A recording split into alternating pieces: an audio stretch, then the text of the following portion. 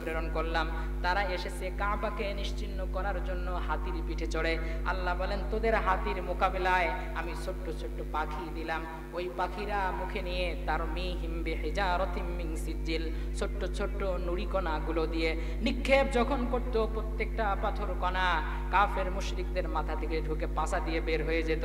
এভাবে করে আল্লাহ বলেন ফাজআলাহুম কাসফিম মাকুল, ওই সময়ে গরু ঘাস খাওয়ার পর মুখের মধ্যে চর্বিত ঘাসগুলোর অবস্থা যেমন হয়, আল্লাহর দ্বীনের বিরুদ্ধে যারা দাঁড়াবে তাদেরকে ওই রকম গরুর মুখের চর্বিত ঘাসের মতো নাস্তানাবুদ অবস্থা করে দেয়া হবে।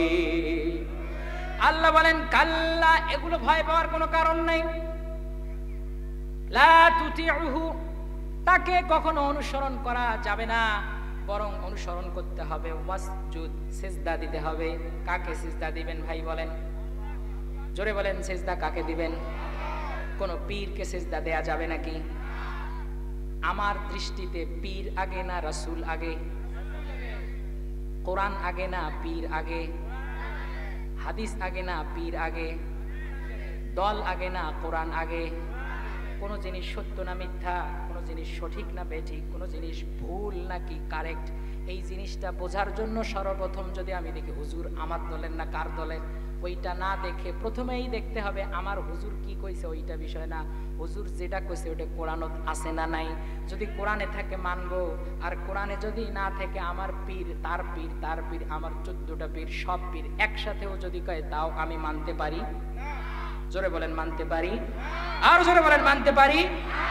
কোরআনে নাই, হাদিসে নাই, আমার হুজুর কইছে, আমার পীর কইছে, আমার দাদা পীর কইছে, আমার দাদা পীরের দাদা পীর কইছে, আমার বাবা পীর কইছে, আমার অমুক পীর কইছে, আমার দলের আমির কইছে, আমার দলের নেতা কইছে, আমার বিশ্বাস হুজুর কইছে এই জিনিস জায়েজ, আর তুই কয় টাকার কোন দিনের হুজুর হলো নয়া নয়া ফতোয়া জারিস, এই জিনিস দিয়ে বিচার বিশ্লেষণ করা যাবে না ভাই। আল্লাহর কসম করে বলি, দিন গ্রহণ করার জন্য আপনার মনটা যদি উদার না হয়, আল্লাহ কোরআন মাজিদে বলেন আফামান শারাহাল্লাহু সাদরাহু লিল ইসলাম, আল্লাহর দিন গ্রহণ করার জন্য আপনার হৃদয়টাকে উন্মোচিত করে দিতে হবে, আপনার হৃদয়টা প্রসারিত থাকবে। আমার দলের হুজুর হোক, আমার দলের হুজুর না হোক, যেই হোক না কেন, যে কোরআন থেকে বলবে আমার দলের বিরুদ্ধেও যদি যায়, আমার হুজুরের বিরুদ্ধেও যদি যায়, তাও আমি সেটা মানার জন্য প্রস্তুত থাকবো। সাহাবা একরাম একসময় মদ খাইছে, খায় নাই? একসময় মদ খাইছে সাহাবা একরাম, আয়াত অবতীর্ণ হয়েছে মদ খাওয়া বন্ধ। সাহাবা একরাম একসময় সুদ খাইছে, আয়াত অবতীর্ণ হয়েছে সুদ খাওয়া বন্ধ। এমন বাপ দাদার খাওয়া অনেক আমল করছে, পরবর্তীতে ওলামা একরাম বিশ্লেষণ করছে, ওলামা একরাম বিশ্লেষণ করার পর মানুষ বুঝছে, ছাড়ি দিছে। ছাড়ি দেয় নাই?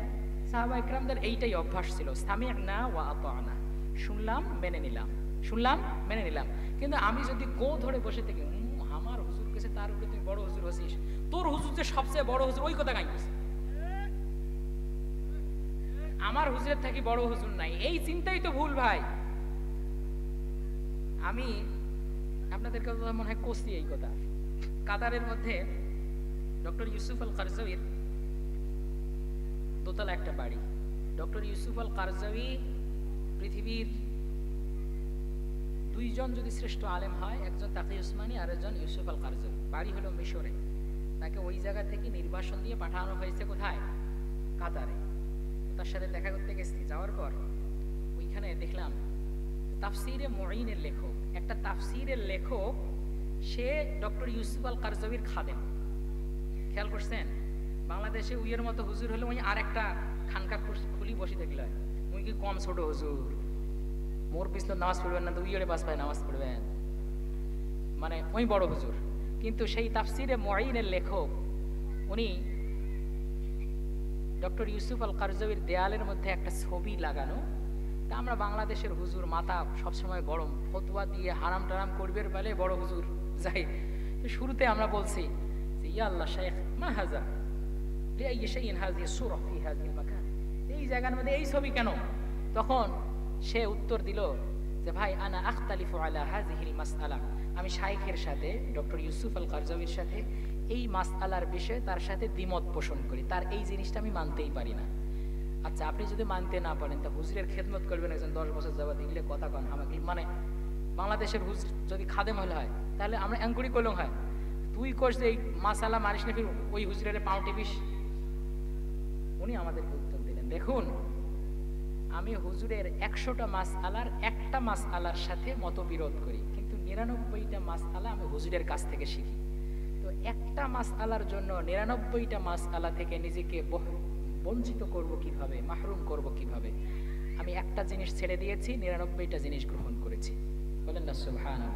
কিন্তু বাংলাদেশের হুজুরের ঘর যদি 20 বছর কারো খেদমত করে, 20 বছর করার পর হঠাৎ যদি একদিন দেখে হুজুর মুতি পানি নেয় নাই, ওই হুজুর বাদ নয়া হুজুর ডাহান। আরে ভাই, 20 বছরে একদিন পানি নেয় নাই, তা কি হয়েছে? ওই নিজে কিন্তু মুতি পানি নেয় না, আমার হুজুর মুতি পায় নাই, আক্তার হোসেন এর পাশ পায় নামাজ হবে মোবাইল করে, তুই পানি নিস না আসলে ওই কথা কর, তুই টিকে ধুস না খালি মানুষের গুট কে, এগুলো কোন ধরনের কাহিনী? আচ্ছা আমাকে বলেন, আপনি মুক্তাদি হলেন আবু জেহেল মার্কা, তো তোমার ইমাম কি হবে? আবু বকরের মতো নাকি? কথা কন। তোমরা মুক্তাদি যেমন, আমরা হুজুরের ঘর হব। তোমরা আবু বকরের মতো হন, তাহলে ইমাম হবে মুহাম্মদ সাল্লাল্লাহু আলাইহি ওয়াসাল্লাম। কিন্তু তোমরা আব্দুল্লাহ ইবনে উবাই ইবনে সালুলের মতো, আর হুজুর চান আবু বকরের মতো, এটা কেন করিয়া? তাও আপনি ধান দেন না, 6 মাসের ধান বন্ধ, 3 মাসের বেতন বাহিক। আজকে সকালে একজন হুজুর আমার বন্ধু মানুষ, সে কোন মাদ্রাসায় খেদমত করে, বেতন হলে 5,000 টাকা, 6 মাসের ভাই। এর বউ খাবে কি? বাঁচে নামাজ যে পড়ায় ওটাই তো ধন্যবাদ। ওযু ছাড়া নামাজ পড়া দরকার, যাতে পরে মুসল্লির ঘর কয় আজকে ওযু ছাড়া নামাজ পড়াইছেন, বাড়ির যে টের পাস তোর নামাজ হয় নাই, ধান দেশ নেই তোর কিসের নামাজ? এখন ভাই একটা সহজ জিনিস, কমন সেন্সের বিষয় হলো, আমরা হুজুররা পারফেক্ট না, পারফেক্ট এই সমাজেরই মানুষ তো নাকি? আচ্ছা আমি আপনাদের সামনে যত ওয়াজ করি, আমার যত ডিগ্রি থাকুক, আমার মানে ধরেন বিশাল কিছু, কিন্তু মোর বাড়ি যে কাইতপাড়া, এটা কি অস্বীকার করা যাবে? জোরে কোন যাবে? তো এই সমাজের মধ্যেই কিছু হুজুর হয়, এই সমাজের মধ্যেই কিছু মানুষ বড় হয়, এই সমাজের মধ্যেই কিছু মানুষ ইমামতি করে, হালকা পাতলা টুটে ফাটা এগুলো তো থাকবেই।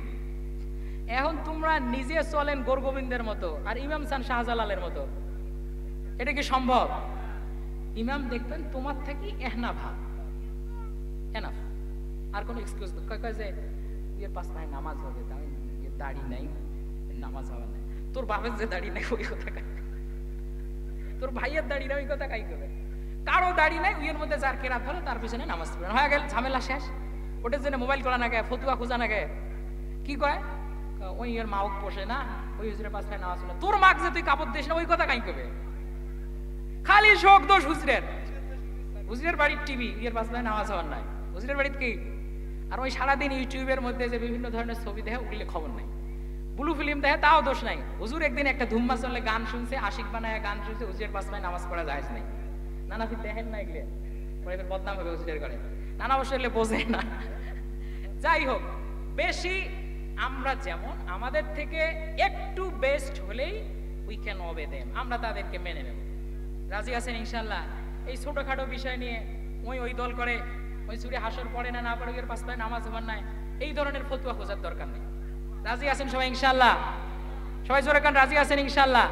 আর একটা বড় সমস্যা আছে, বড় সমস্যা হল আমার হুজুরক নামাজ পড়বার দেয় নাই, আমরা ওডিয়া যাবারে নয়। তোমার ওডি না জানকে, তোমরা সবাই একটাই থেকে হুজুর পারলাম, আর একটা হুজুর আনো, তাও তোমরা একটাই থাকো না, কি কন? তোমার হুজুর কোন দিন হল? হুজুর আজকে ধান না দিলে আরেক মসজিদ যাবে, ওই কেন করি তোমার হল? কথা কন ঠিক কিনা? এই জন্য ইউনিটি রাখতে হবে, একতা রাখতে হবে।